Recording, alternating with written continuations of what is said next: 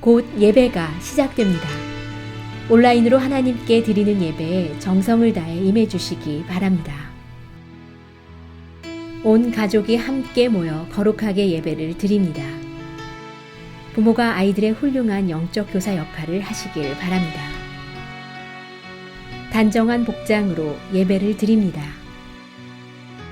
성경책을 지참합니다.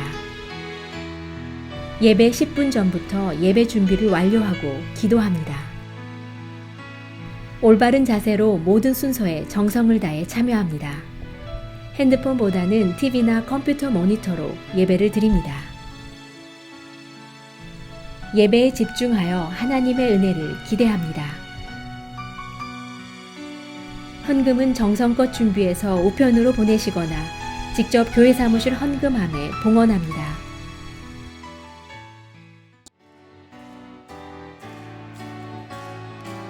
옳은 길 따르라 옳은 길 따르라 그의 길을 세계 만민의 참된 길 이 길 따라서 살기를 온 세계에 전하세 만 백성이 따를 길 어둠 밤 지나서 동튼다 환한 빛 보아라 저 빛 주 예수의 나라 이 땅에 곧 오겠네 오겠네 주 예수 따르라 승리해 주 세계 만민이 나아갈 길과 진리요 참 생명 내 창검을 부수고 다 따르라 화평와 어느 밤 지나서 동튼다 환한 빛 보아라 저 빛 주 예수의 나라 이 땅에 곧 오겠네 오겠네 놀라운 이 소식 알리어라 세계 만민을 구하려 내 주 예수를 보내신 참 사랑의 하나님 만 백성이 따를 길 어둠 밤 지나서 동튼다 환한 빛 보아라 저 빛 주 예수의 나라 이 땅에 곧 오겠네 오겠네 고난 길 헤치고 찾아온 길 많은 백성을 구한 길 모두 나와서 믿으면 온 세상의 마침내 이 진리의 살겠네 밤 지나서 동튼다 환한 빛 보아라 저 빛 주 예수의 나라 이 땅에 주 예수의 나라 오겠네 주 예수의 나라 이 땅에 곧 오겠네 오겠네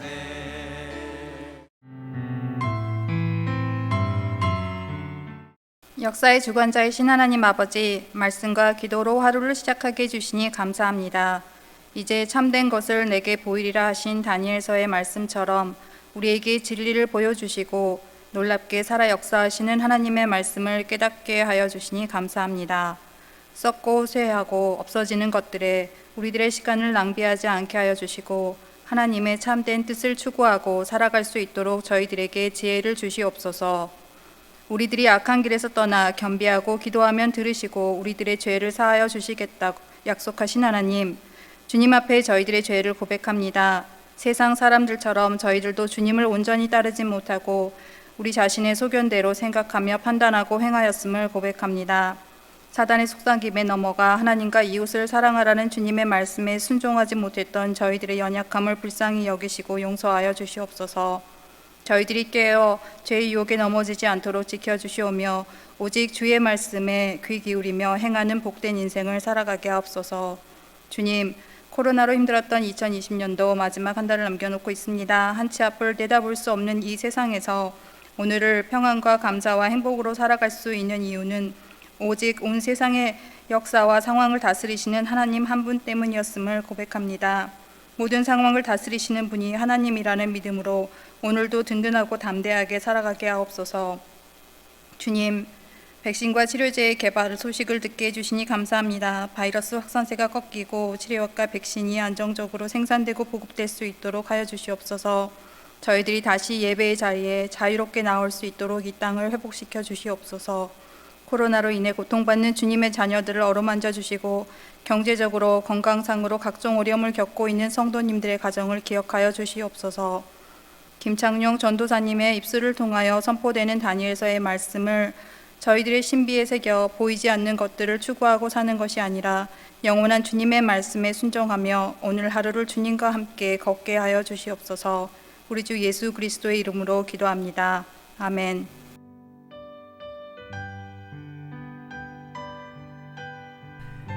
오늘 우리에게 주시는 하나님의 말씀은 다니엘 11장 1절부터 19절입니다.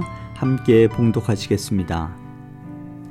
내가 또 메대 사람 다리오 원년에 일어나 그를 도와서 그를 강하게 한 일이 있었느니라. 이제 내가 참된 것을 내게 보이리라. 보라, 바사에서 또 새 왕들이 일어날 것이요 그 후에 넷째는 그들보다 심히 부요할 것이며 그가 그 부요함으로 강하여진 후에는 모든 사람을 충동하여 헬라 왕국을 칠 것이며 장차 한 능력 있는 왕이 일어나서 큰 권세로 다스리며 자기 마음대로 행하리라. 그러나 그가 강성할 때에 그의 나라가 갈라져 천하 사방에 나누일 것이나 그의 자손에게로 돌아가지도 아니할 것이요 또 자기가 주장하던 권세대로도 되지 아니하리니 이는 그 나라가 뽑혀서 그 외에 다른 사람에게로 돌아갈 것임이니라. 남방의 왕은 강할 것이나 그 군주들 중 하나는 그보다 강하여 권세를 떨치리니 그의 권세가 심히 클 것이요 몇 해 후에 그들이 서로 단합하리니 곧 남방왕의 딸이 북방왕에게 가서 화친하리라. 그러나 그 공주의 힘이 쇠하고 그 왕은 서지도 못하며 권세가 없어질 뿐 아니라 그 공주와 그를 데리고 온 자와 그를 낳은 자와 그 때에 도와주던 자가 다 버림을 당하리라. 그러나 그 공주의 본 족속에게서 난 자 중에 한 사람이 왕위를 이어 권세를 받아 북방왕의 군대를 치러 와서 그의 성에 들어가서 그들을 쳐서 이기고 그 신들과 부어 만든 우상들과 은과 금의 아름다운 그릇들은 다 노력하여 애굽으로 가져갈 것이요 몇 해 동안은 그가 북방왕을 치지 아니하리라. 북방왕이 남방왕의 왕국으로 쳐들어갈 것이나 자기 본국으로 물러가리라. 그러나 그의 아들들이 전쟁을 준비하고 심히 많은 군대를 모아서 물이 넘침같이 나올 것이며 그가 또 와서 남방왕의 견고한 성까지 칠 것이요 남방왕은 크게 노하여 나와서 북방왕과 싸울 것이라. 북방왕이 큰 무리를 일으킬 것이나 그 무리는 그의 손에 넘겨준 바 되리라. 그가 큰 무리를 사로잡은 후에 그의 마음이 스스로 높아져서 수만 명을 엎드려뜨릴 것이나 그 세력은 더하지 못할 것이요 북방왕은 돌아가서 다시 군대를 전보다 더 많이 준비하였다가 몇 대 곧 몇 해 후에 대군과 많은 물건을 거느리고 오리라. 그때에 여러 사람이 일어나서 남방왕을 칠 것이요 내 백성 중에서도 포악한 자가 스스로 높아져서 환상을 이루려 할 것이나 그들이 도리어 걸려 넘어지리라. 이에 북방왕은 와서 토성을 쌓고 견고한 성읍을 점령할 것이요 남방 군대는 그를 당할 수 없으며 또 그가 택한 군대라도 그를 당할 힘이 없을 것이므로 오직 와서 치는 자가 자기 마음대로 행하리니 그를 당할 사람이 없겠고 그는 영화로운 땅에 설 것이요 그의 손에는 멸망이 있으리라. 그가 결심하여 전국에 힘을 다하여 이르렀다가 그와 화친할 것이요 또 여자의 딸을 그에게 주어 그의 나라를 망하게 하려 할 것이나 이루지 못하리니 그에게 무익하리라. 그 후에 그가 그의 얼굴을 바닷가로 돌려 많이 점령할 것이나 한 장군이 나타나 그의 정복을 그치게 하고 그 수치를 그에게로 돌릴 것이므로 그가 드디어 그 얼굴을 돌려 자기 땅 산성들로 향할 것이나 거쳐 넘어지고 다시는 보이지 아니하리라. 아멘. 오늘 우리가 함께 나눌 은혜의 말씀은 다니엘 11장 1절부터 19절입니다. 좀 본문이 긴데요, 좀 어렵게 생각되거나 또 지루한 내용일 수도 있겠지만 하나님의 말씀은 언제나 살아서 역사하는 말씀이기에 우리를 유익하게 하는 줄 믿습니다. 오늘 말씀의 배경을 말씀을 드리면 이렇습니다. 이방 나라들이기는 하지만 하나님께서는 이방 나라의 왕들을 세우시고 또 패하시는 그러한 모습들이 전개되어 있는 것을 보게 됩니다. 메대와 바사를 세우시고 그 다음에 메대의 다리오 왕을 세우실 뿐만이 아니라 그와 함께 하셔서 바벨론을 멸망시키시죠. 그리고 바사 제국이 등장을 하게 됩니다. 하지만 메대와 바사 후에 또 한 능력 있는 왕이 일어나서 큰 권세로 다스린다고 성경은 말씀하고 있는데 그가 바로 알렉산더 왕입니다. 알렉산더 왕이 그리스를 통일한 왕입니다. 하지만 당대의 왕이었던 알렉산더 왕 역시 하나님의 권세 아래 있는 왕이라고 볼 수 있습니다.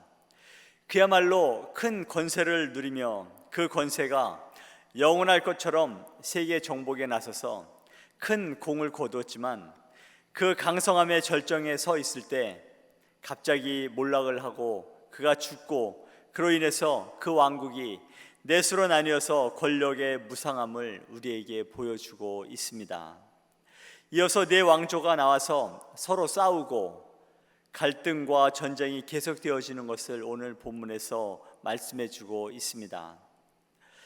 10대 시절부터 바벨론의 왕궁에서 교육을 받은 다니엘은 메대와 바사가 바벨론을 무너뜨리고 그리고 새로운 제국을 세웠을 때에도 계속 고관의 지위를 이어나가는 것을 볼 수 있습니다.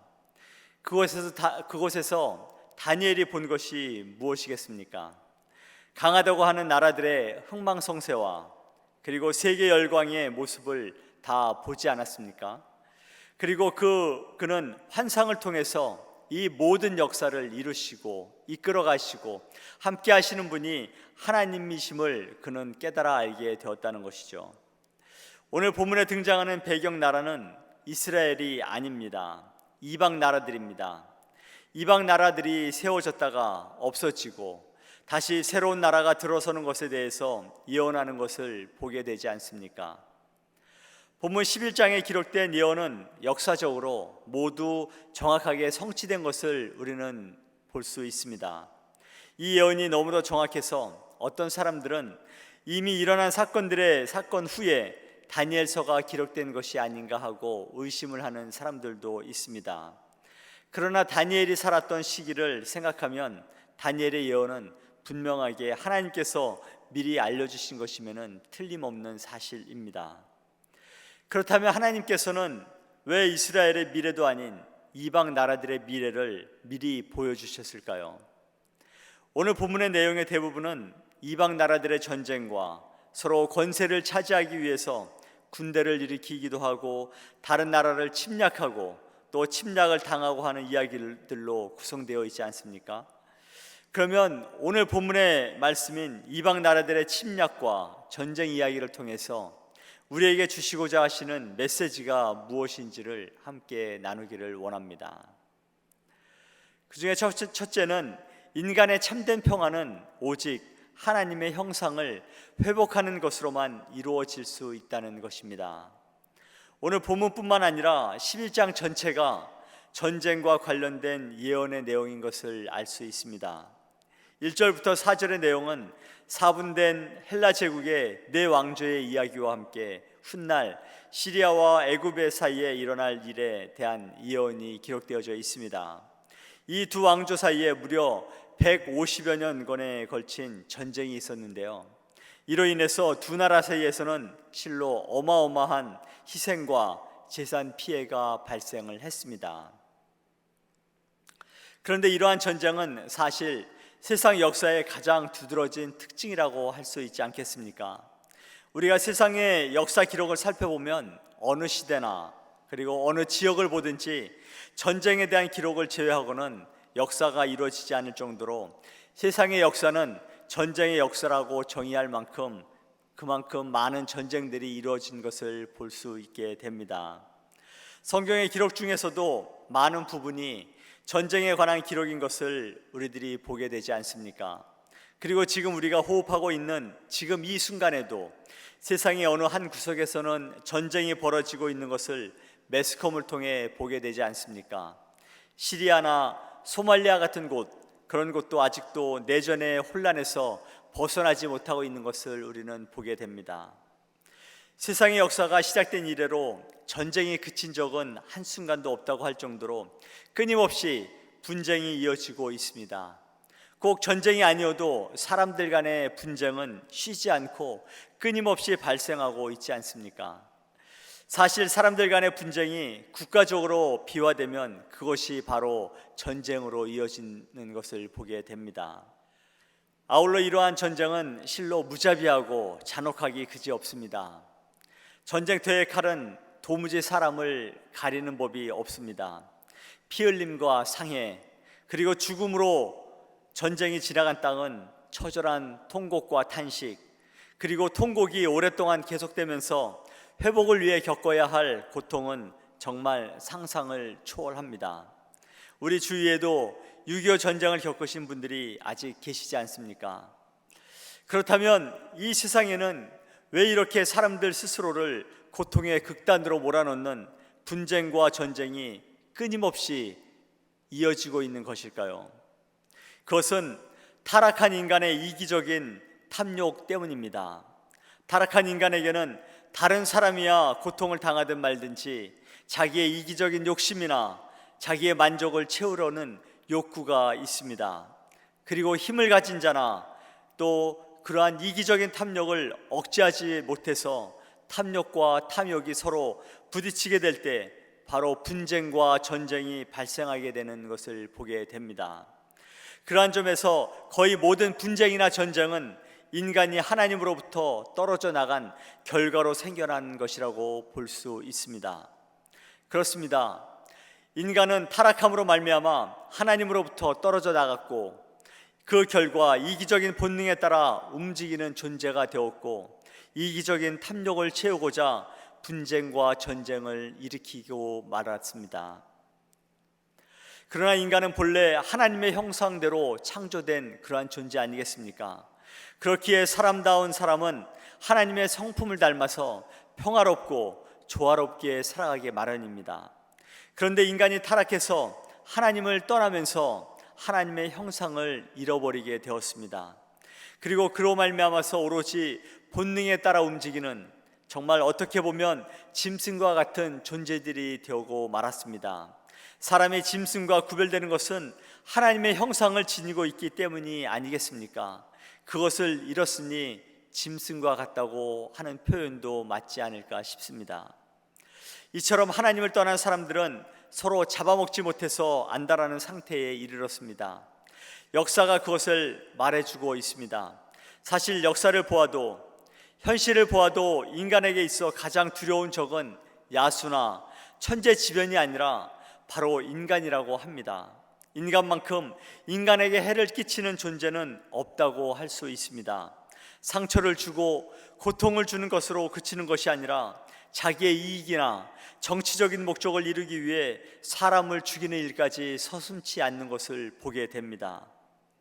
이러한 인간관계를 다시 회복하려면 어떻게 해야 하겠습니까? 그 해답은 너무나 분명하고도 분명합니다. 다시 하나님의 형상을 회복하는 것밖에 없다고 성경은 말씀하고 있습니다. 그러한 점에서 인간 사이의 진정한 평화는 그리스도 안에서만 가능하다고 볼 수 있습니다. 왜냐하면 누구든지 그리스도 안에 있게 되면 새로운 피조물이 되어서 하나님의 형상을 회복하기 때문인 것입니다.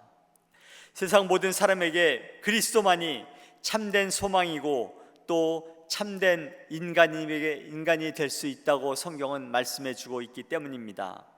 예수님만이 서로 대적하는 우리로 하여금 서로 이해하고 사랑하게 할 수 있으며 예수님만이 짐승과 같은 이기적인 사람의 본성을 하나님 닮은 사람으로 또 변화시킬 수 있기 때문인 것이죠.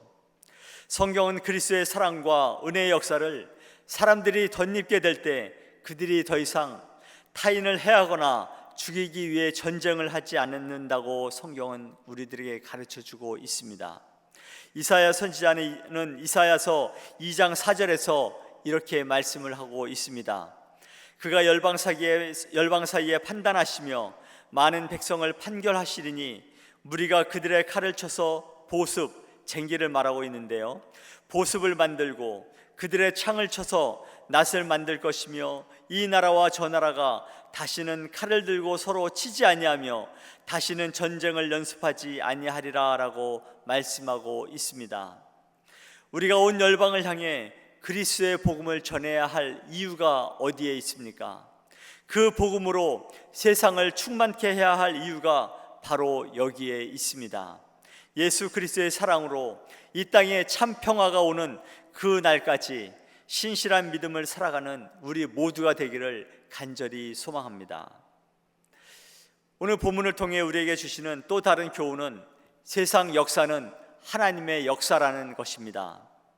오늘 본문의 내용을 보면 거의 대부분 나라들 간의 알력 다툼과 보복, 그리고 세력 강화와 약화 등을 다루고 있는 것을 볼 수 있습니다.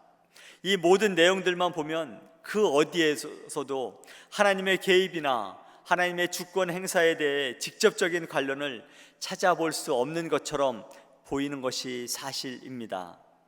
어떻게 보면 이스라엘 민족과 관련된 진술도 하나도 없고 대부분의 내용은 이방 민족들, 이방 나라들과 관련된 내용뿐이라는 것입니다. 그래서 이러한 본문의 내용들이 도대체 하나님의 뜻과 선민 구속 역사와 무슨 상관이 있는지 의아해할 수도 있습니다.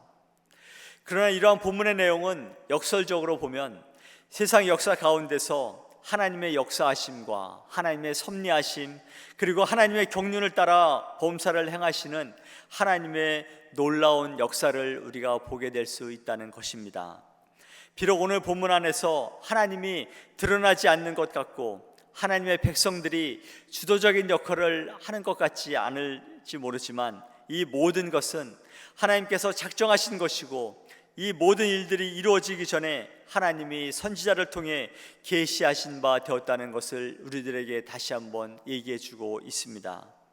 이는 역사가 아무렇게나 흘러가는 것이 아니라 세상의 모든 것들, 세상 통치자들의 의지에 따라서 흘러가는 것이 아니라 하나님이 미리 각본을 짜놓으신 것처럼 하나님의 주권과 섭리의 반영인 것을 우리들은 깨달아야 알아야 할 줄 믿습니다.